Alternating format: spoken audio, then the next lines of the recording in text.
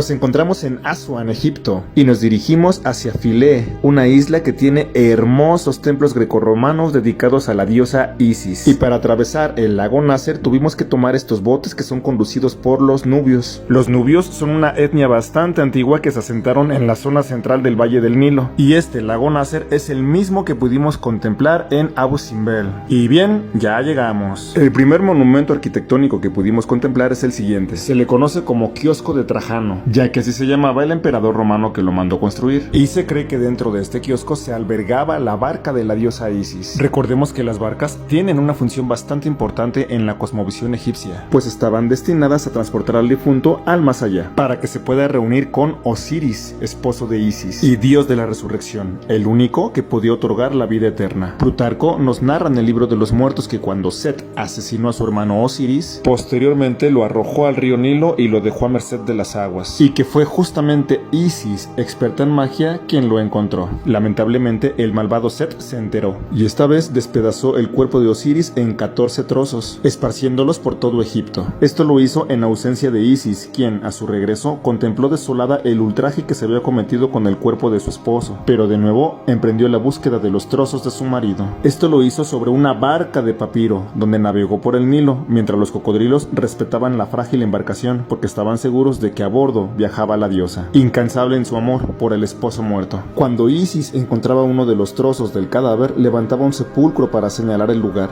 y esta es la razón por la que en Egipto se hallan tantas tumbas de Osiris. Y así, de esta manera podemos comprender un poco más la importancia de esta barca de Isis, que era tal que hasta los romanos le construyeron un templo para albergarla. Indiscutiblemente, Isis es la diosa principal de esta isla, pero recordemos que Isis tiene muchas advocaciones, lo que provoca que este sistema de templos levantados sea bastante variado y rico. Dicho lo anterior, ahora nos encontramos en el templo de Hathor, construido durante las dinastías ptolemaicas, y que fue levantado entre el año 181 y 116 a.C.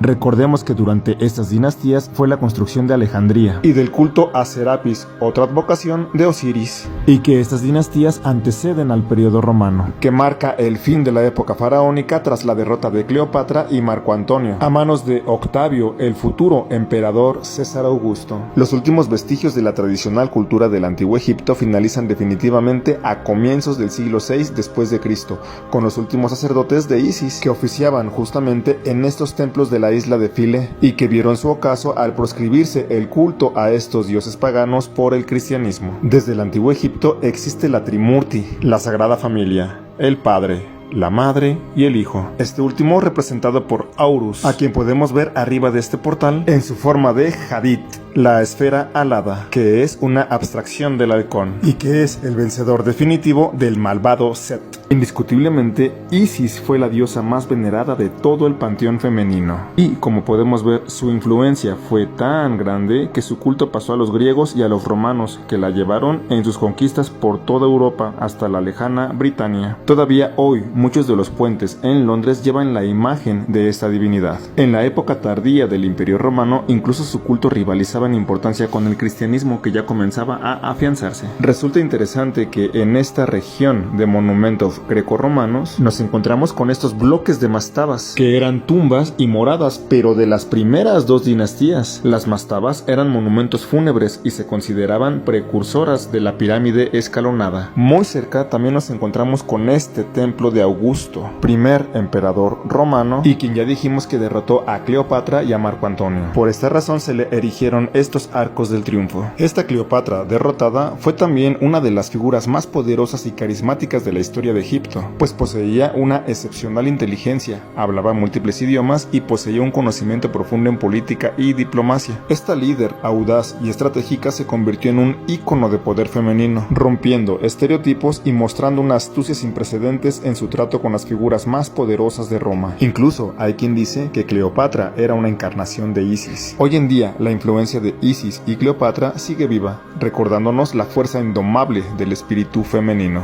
que queda muy bien representado en estos templos de Philae, donde se dice que se alberga el segundo vórtice energético de Egipto, y que representa al poder de las gónadas sexuales en perfecto control, logrando apaciguar las aguas, consiguiendo un pleno dominio sobre los placeres, ya que sobre las aguas seminales rige la gran diosa Isis para los egipcios, Shakti para los indostanes. Sin embargo, la isla de Philae no siempre lució de esta manera, pues en pleno siglo XX la isla de Philae quedó sumergida bajo las aguas de la presa de Aswan, tal como sucedió con Abu Simbel. Pero la UNESCO llegó al rescate y los santuarios fueron desmontados, trasladados y reconstruidos, logrando con éxito la salvación de estos maravillosos centros ceremoniales.